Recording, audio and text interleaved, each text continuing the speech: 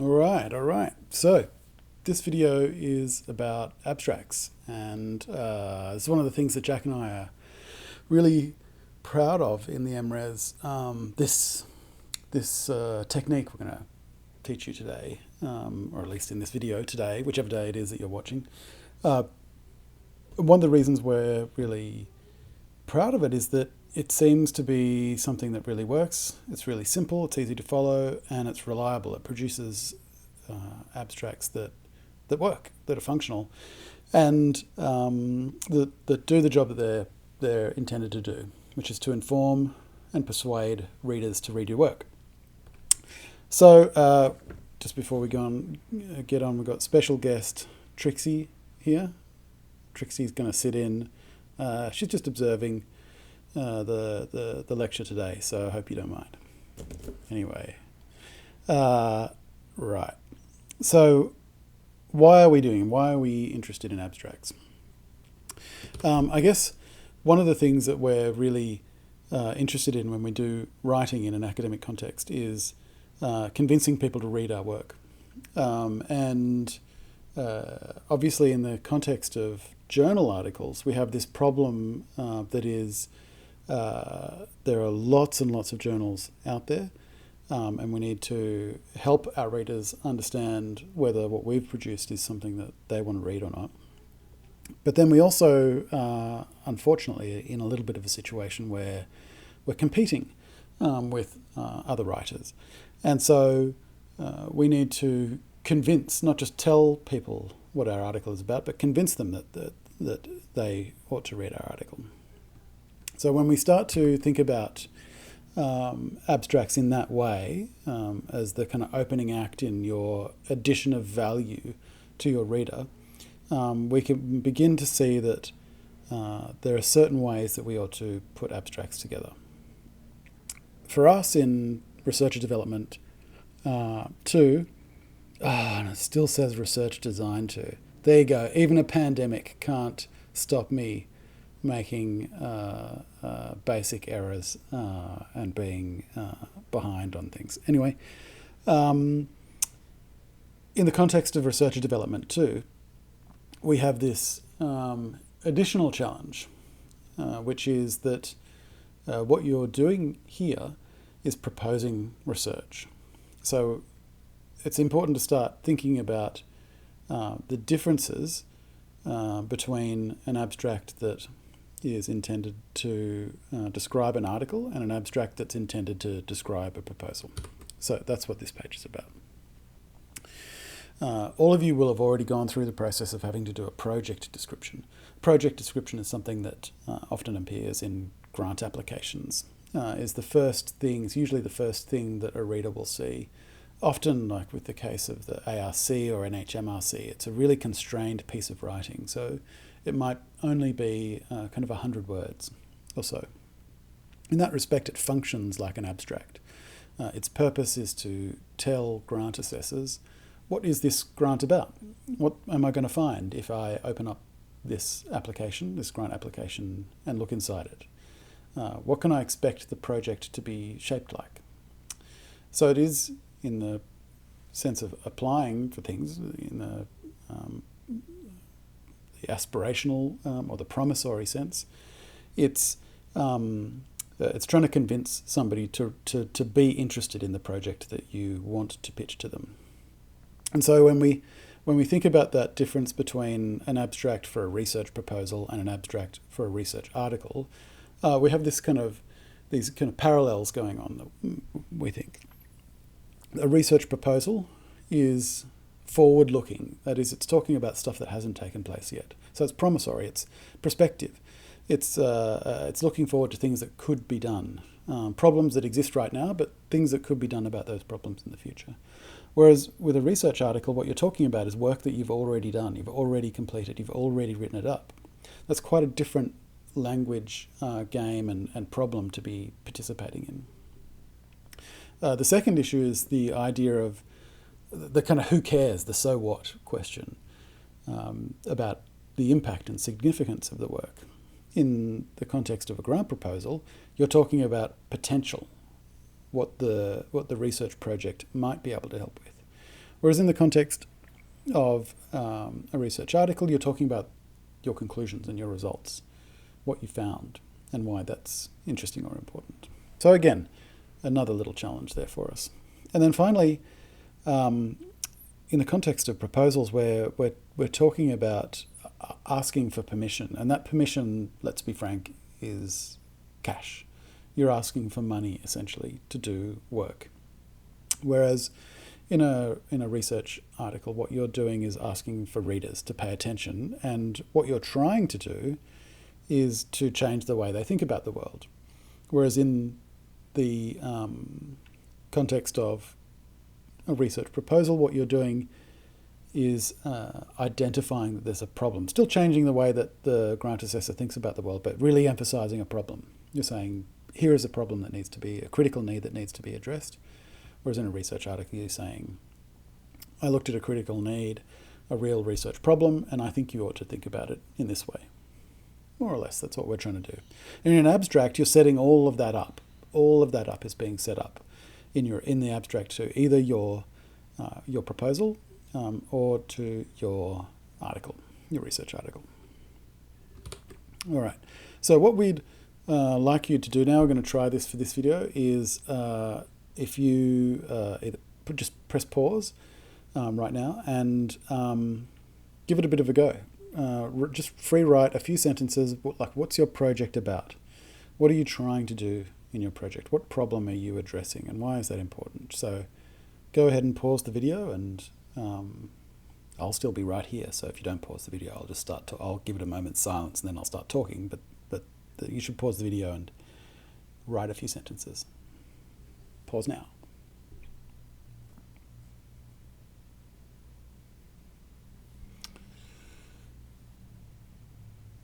Okay, now,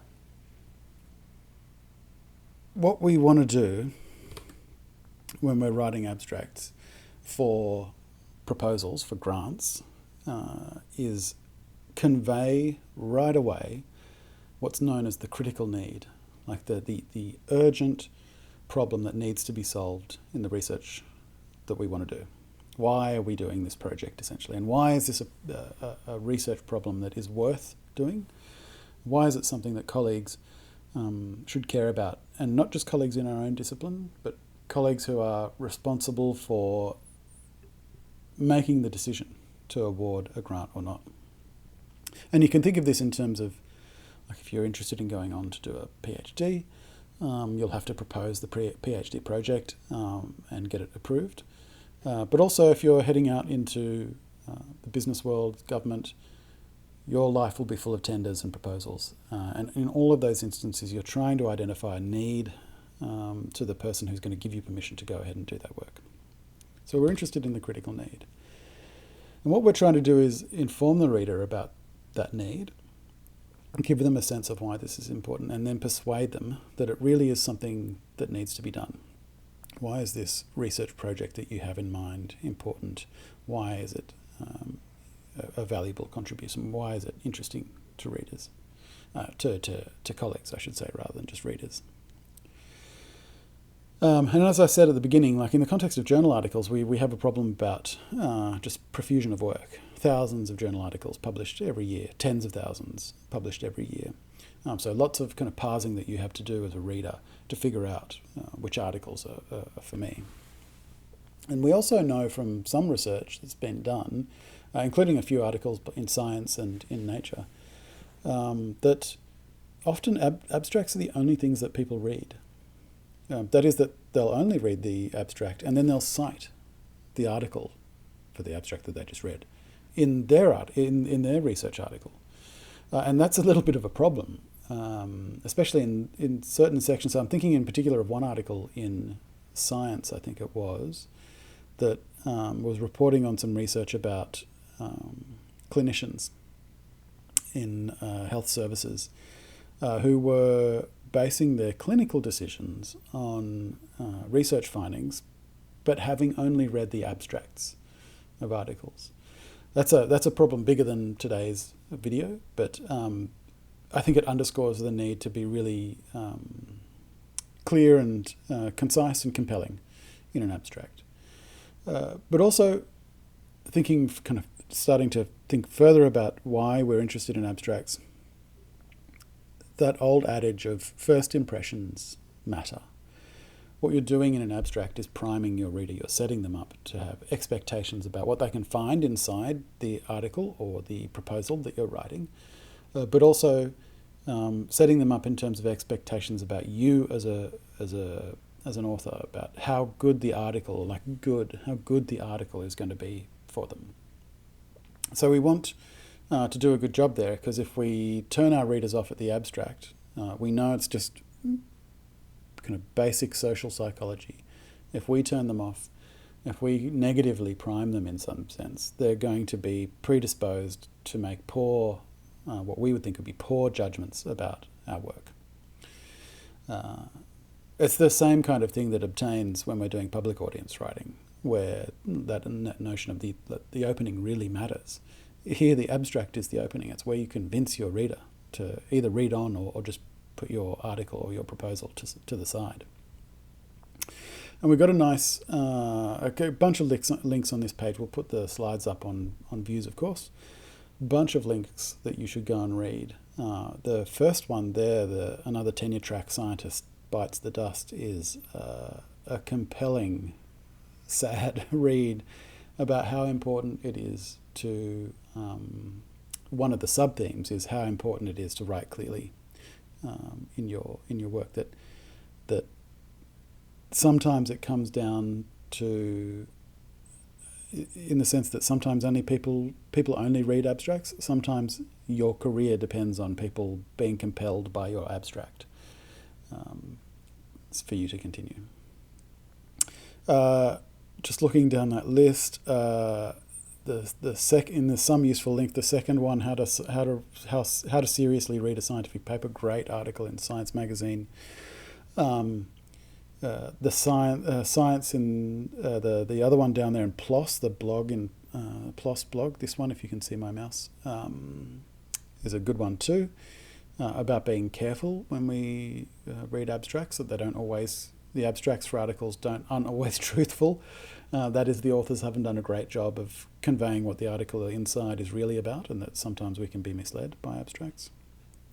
But the final one in that list, in the blog Serial Mentor, Klaus Wilke is the author of that blog, a bioinformatician, a prolific contributor to the R programming community, especially in terms of data visualization. His blog is amazing. He has essentially written a whole book about writing in research contexts. He calls it scientific writing, but actually what he's talking about is writing in the context of research.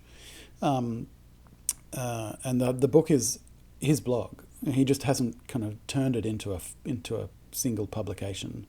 But he talks about it as a book in the blog, and he's got a nice little curated list that you can go on. Anyway, that particular post that we've linked to there, the critical need in a grant application, is what we're talking about. When I say that phrase, the critical need, we're referring to the constructs that Klaus Wilke goes into in that blog post. That there's something that needs to be done in the context of your world of research, and your job as the grant writer is to articulate that to the grant assessor who's going to be reading.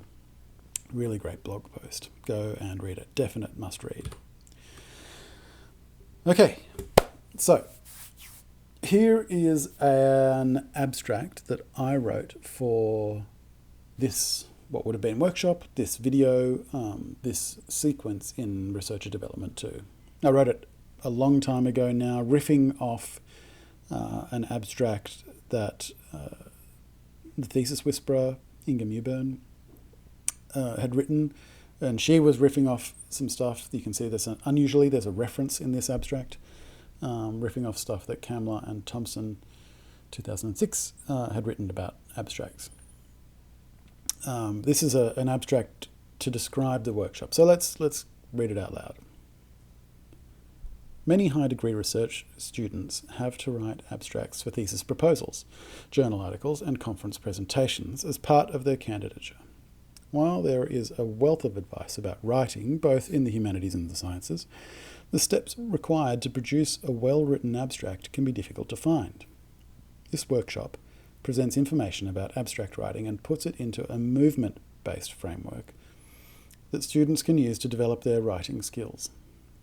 This framework helps students see abstract writing as a stepwise procedure and helps them to write abstracts that are useful for readers. I'm not sure, I wouldn't call it movement-based anymore, I'd call it function-based. Movement-based is Candler and Thompson's phrase, but I think movement is a poor representation, or a poorer representation, I should say, than if we think about an abstract as having certain functions that it needs to execute for a reader. That is, if we can ensure that these functions that I'm going to go through happen, that they run in our abstract, we've probably got a good abstract. And there are 4 of them, 4 functions. So here they are. There is the focus function, the locate function, the explain function, and the implicate function. In the focus function, what we're doing is orienting our reader. We're telling them where we are, what space are we in, what kind of field of research are we in, what general problem area are we in. In the locate function, we're giving them specifics. We're describing the specific context and the specific problem of the research that we want to do or the research that we did. In the explain function, what we're doing is summarizing the work. We're either summarizing the project that we want to do, or we're summarizing the project that we've completed and that we're writing up the results and conclusions for. And finally, in the implicate function, what we're doing is summarizing the significance of the work, the benefits, the impact, the outcomes. Like, why is this important? 4 functions. And colleagues, let me guarantee to you, for whatever that guarantee is worth, that if you can have all of these functions operate in an abstract that you write, your readers will find your abstract useful and they are likely to read on. Why? Because what you see in front of you in terms of what I'm calling functions are elements of logical structure. What you're enabling your reader to see and understand, if you can do all 4 of these things in an abstract, is what a specific problem is and where it takes place, what you're going to do about it, and why it's important. So, let's go through that again. Let's try and make it into as many W's as we can. Where are we? What's the problem? What are you going to do about it? Why is it important? And you can see that train of questions is part of you're setting up part of a narrative about why the project that you want to do is something that should be done, or why the research that you have done, if you're writing a research article or a thesis, why it's something that is good to read about. Alrighty. So how do we do this? How do we execute these functions? Well, this is what we're really proud of. We've thought about this a lot. We've looked at a lot of abstracts, and we think this, if you answer these questions, you're a long way to being able to execute those functions. So, focus. What's the general context? Where are we? Now, what's the general problem? Where do you want to start drawing your reader's attention? So it might be like, this is going to sound really awkward because I don't know the language, but in the field of radio astronomy and astrophysics, a growing problem today is the excess of data that we're collecting about the universe. So it's a nice general statement. We're obviously in radio astronomy and astrophysics, and we have a general problem, which is the amount of data being collected. And then we need to execute the locate function. So you can see with that made-up focus function that I just said, that we now know where we are. What is all this about? We could be reading about anything, but now we know we're reading about radio astronomy astrophysics and excess amounts of data. And we want to start to draw our readers' attention in even closer. So, locate. What's the specific research problem? What's the specific context? What particular issues do we want our readers to see that we want to grapple with for this proposal, or that we grappled with for this research article? Why ought we examine this? So let me try and continue my made-up example. While many facilities have been set up to collect this data, and while we have sufficient storage capacity to be able to keep the data that we collect, there's such an excess of data that it's currently impossible for astrophysicists to analyze the complete data set in a way that doesn't leave us falling behind. Obviously, you'd say it better if you were writing it down, if you were actually an astrophysicist, which I am not. But you can see the specific, getting more towards the specific problem now. We have so much data, we don't have the computational ability to be able to deal with it all. And so we're getting further and further behind. That's the problem that I'm trying to articulate there. And then you might get even more specific. You might say, one of the specific problems facing astrophysicists is a lack of machine learning algorithms that can reliably assess the problems that we have to assess. Okay, so there we see it. We've gone from too much data in astrophysics down to machine learning. That we don't have machine learning to be able to do the work that we want to do. And then, now that we've executed that function, we explain. What are we going to do? What for the purposes of a research proposal, what questions are we going to ask? What methods are we going to employ? How's the project going to run? What are we doing? And so you need to explain. What's the project going to investigate? And setting up expectations. So when the reader kind of scrolls down on the PDF or flips open the printed page, what will they find inside? Here's where we start doing the old no surprises thing in academia. This isn't fiction. This isn't kind of creative writing, which has its place. This is academic writing, where we practice no surprises. We want to give our readers as much information as we can when we ought to. And so I explain what we're going to do. This project will investigate machine learning algorithms and artificial intelligence using redshift in bent-tailed galaxies, just to pull out that old example again. Using redshift in bent-tailed galaxies as a example problem to begin modelling and developing appropriate machine learning algorithms. The project will utilise data from X and Y, and will use Z and A machine learning theory and artificial intelligence theories to construct new things. Okay, so we explain what we're doing, and then we want to give our reader a sense of, like, cool, I can see the problem, I can see what you're going to do about it. Why does it matter? Or what becomes possible after this? It's a great question to ask when you're setting up research. What will we be able to do because you will have done the research? What becomes possible because you've done the research? How does it contribute to the field? How does it contribute to society, to economy, to government, to community? All of these questions. You don't have to answer all of those, but those are the various avenues of, like, what gets called impact. Those are the various avenues you can go down. And Jack, in his video about writing impact statements, is going to develop that more. But it's you set up what you talk about in terms of impact in your abstract. So then we think about the implications. Why is this important? And here, like in astrophysics, it'd be developing reliable machine learning and artificial algorithms and artificial intelligence will allow astrophysicists to be able to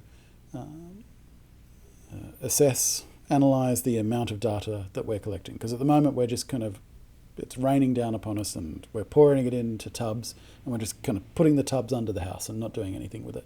Literally, that's what's going on in astrophysics at the moment. Well, maybe not pouring the data into tubs and putting it under the house, but that's a metaphor. So we'll be able to analyse the data. Moreover, the project's investigation of huge, gigantic, enormous data sets and machine learning will have implications in, I'm just going to make this up, implications in for analysis of other large forms of data, such as in social media, government, and defence. I just made that up, but that seems to me where potential implications could be in such a project. So you can see what we've done. We highlight a general problem. We then dive more deeply into it, explaining the specifics of the problem or signalling the specifics of the problem.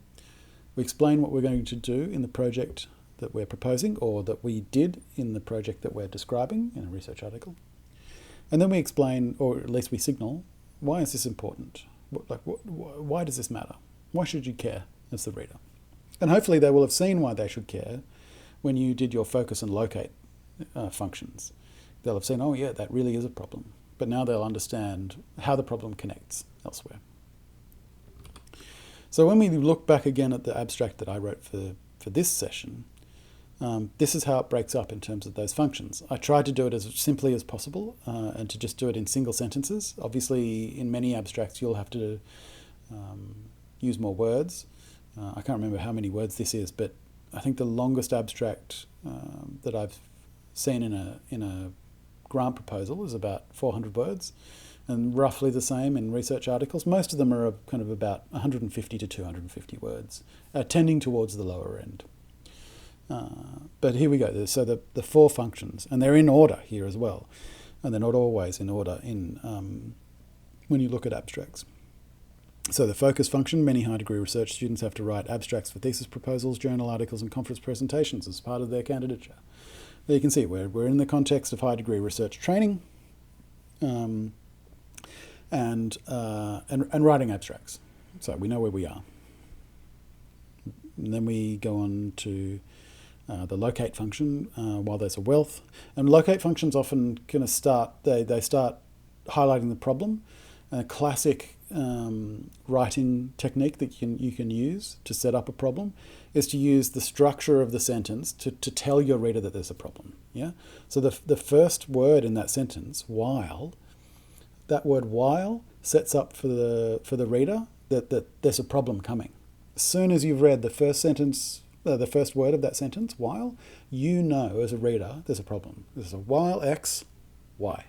What you're going to do with the end of the sentence by starting the sentence with a while, with the end of the sentence you're going to counter the while, right?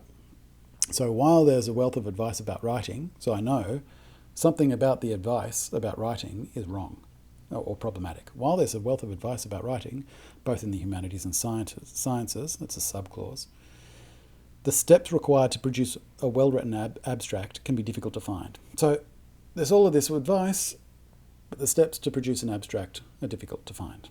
And there we are. That's the problem for us. This workshop, this is the explain function going on. This workshop presents information about abstract writing and puts it into a, let's replace that word, function-based framework that students can use to develop their writing skills. So there you go. We explained the problem. We located the problem for our readers. The steps required to produce a well-written abstract can be difficult to find. And we found them, and we presented them. That's what we're doing. And now we describe the implications, why it matters. This framework, the movement-based framework, helps students see abstract writing as a stepwise procedure, something you can go through in steps, and helps them to write abstracts that are useful for readers. So, super easy. I mean, this is the great thing. It's the kind of thing that's easy for me to describe, and will feel hard for you to do the first few times. But friends, what I feel from my own experience and the experience of many MRes cohorts who've come through, and as we'll show to you in the group session when we meet, examples, you'll see that this structure produces really reliable abstracts. They might not be brilliant, they might not be the kind that are normal in your field of research, but what they will do is they will work. They will work to inform the reader about what you're doing and to convince them to read on, if you can execute all four of these functions. Now, many of you might be kind of saying, well, hang on a second. Hang on a second here, Alex. I'm from Field X. And in Field X, our abstracts in our research articles are really highly structured with little subheadings. And they don't look anything like this. They're like mini versions of the articles. And to that, I say, yes, of course. That's how things are done in that particular field, or not even in that field. It's usually actually in that particular journal. Each journal has its own style. But still, I would say that even in really highly structured abstract contexts like that, what you're seeing are these functions. You're still seeing the same functions. In fact, when you think about it, this structure is the same structure that a research article takes. It's also the same structure that is advocated in classical storytelling. Once upon a time is the focus. While there's a wealth is the the hero encountering their problem. This workshop presents is the adventure that the hero goes on. And then this framework produces is the and they lived happily ever after. The reason, this isn't kind of me advocating for fairy tales in research. What I'm saying to you is human reasoning and logic is set up in a particular way, has evolved to be a particular way. And that way is the way that classical storytelling plays out, and it's the way that scientific and scholarly articles play out because of our biology. Like, the reason why we structure stories like this is because we have evolved to tell stories like this. And those stories can either be scholarly or scientific or creative or fantastical or mythological or religious, or it doesn't matter what it is, the general structure is the same. And understanding that in the context of tiny, tiny little texts like abstracts is really useful for you as well. So, skipped a bit ahead. So, in the session on Tuesday, week 4, what we're going to do is, did it again. What we're going to do is break out into, we're going to do some just kind of work together.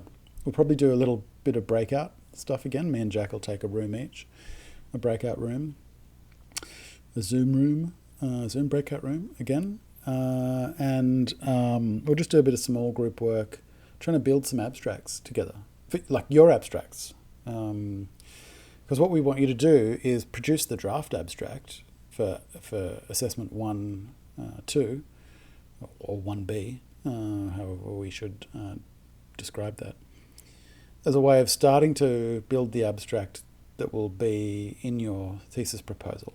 And as we'll put to you, that German of an abstract that you produce here in RD2 can even end up in your thesis. And we'll show you an example of what that sequence looks like, of somebody starting to flesh out an abstract in RD2, and then its basic structure and content remaining the same through RD2A1, RD2A3, and then the final thesis submitted a full year later. It's really nice to see that happen. And especially it's nice to see that happen when it works really well and the candidate got a lot of benefit from it. So we'll do some basic group work on Tuesday to help you start doing that, and we'll do it together. What you should do in the meantime is start your own fly. Oh, I forgot to kind of highlight the hang glider. Oh, I've got to go back. There it is, the hang glider. Fly. We get so much joy out of this. I'm so disappointed in myself that I forgot this. The hang glider, fly. So our acronym for this is like fly, FLEI, using the Germanic pronunciation. EI is pronounced I in German. Fly. Remember that acronym, FLEI, focus, locate, explain, implicate, fly, like a hang glider, fly. When you learn this this technique, your abstracts will fly. God, that was dreadful. Sorry. Just dreadful. There it is, FLEI, focus, locate, explain, implicate. All right, so we'll do group work. In the meantime, bust out some sentences, just single sentences on each of those functions. Try and get a little sentence out on each function, and bring that to the Zoom class on Tuesday so that we can begin working on this together. And there they are, just for you, just to kind of think about as we finish. The way to start drafting is simply just to answer those questions. Like, even if you came into class as simply as that, with a list of answers under these subheadings to these questions that we ask here, you'll be a long way. Believe it, you'll be a long way to producing a really compelling abstract, really useful abstract. And I want to underscore there, useful. What we're trying to do is create value for our readers, either when we're writing a research proposal or when we're writing an article. That is, either when we're kind of looking forward into the future for work that we want to do, or when we're talking about the work that we've done. We're trying to create value for our readers. We're trying to make the world a better place for our readers. In a proposal, what we're trying to do for our readers, the readers, remember, are assessors. They're either your examiner, or they're your grant assessor, your tender assessor, somebody who is going to give you permission to do something. What we're trying to do in a proposal is say to that person or those people, there's a problem, and I'm giving you a solution to that problem. I'm going to do work that will resolve a problem that you and I agree is something that's happening in our field, or in this particular field of research. And in an article, what you're doing is saying to your readers, here's a problem that you might not even know that you had, but you know what? It's all right. I've got a solution for you, and you'll find it in this article. And that's really valuable for your readers. If you can achieve that in your writing, that's what we regard as compelling, good writing, is when you can articulate why your work is valuable to your reader. Because what your reader goes away with is a better way to understand the world, or the confidence that you will be creating a better way to understand the world in the work that you're proposing. So with that, let's bring it to a close. I'll see you, if you're watching before the week 5 get-together, I'll see you in the get-together in week 5 on Tuesday. Otherwise, if you're watching this after that, I hope it was still helpful, and I hope any sessions that we have are helpful. Good luck, stay well, wash those hands, stay home if you can, and as always, be awesome and excellent to each other. See you guys.